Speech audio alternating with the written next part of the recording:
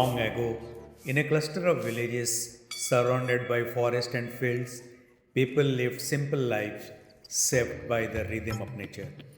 Among them existed a quiet, unspoken faith in a motherly presence they called Gojo Bayani. She had no grand temple, no sculpted idol, only a small earthen mound beneath an ancient tree, where villagers would offer flowers, rice, and whispered prayers. For years, her presence remained a matter of belief, not proof.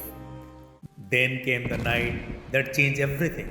It was the peak of summer when the air turned strangely heavy. Birds fell silent, and even the wind seemed to hold its breath.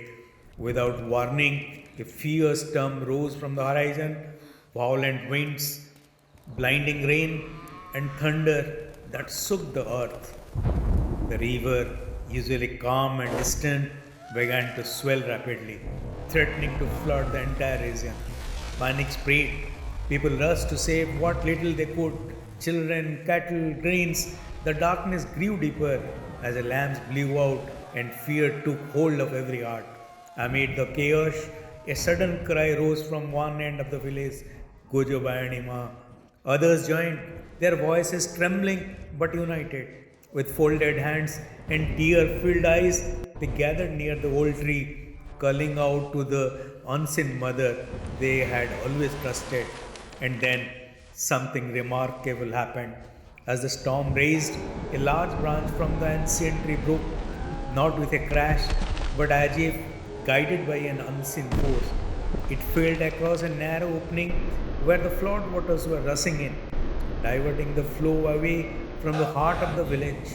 At the same time, a small raised patch of land near the tree remained untouched by water, providing a safe refuge for those who had nowhere to go. Through the night, the villagers huddled there, protected, watching as the waters raged around them but never crossed into that sacred space. By dawn, the storm had passed. The river slowly receded, leaving behind destruction in many places. But the village stood spared from the worst.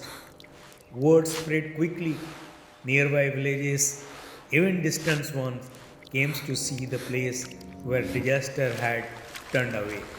They saw the fallen branch, the untouched ground, and the humble earthen mound beneath the tree. From that day on, Gojo Bayani was no longer just a whispered belief.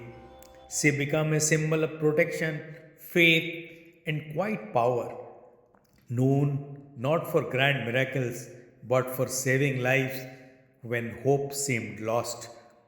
And even today, when storms gather and fear rises, people remember that night when a mother without a form stood between them and destruction.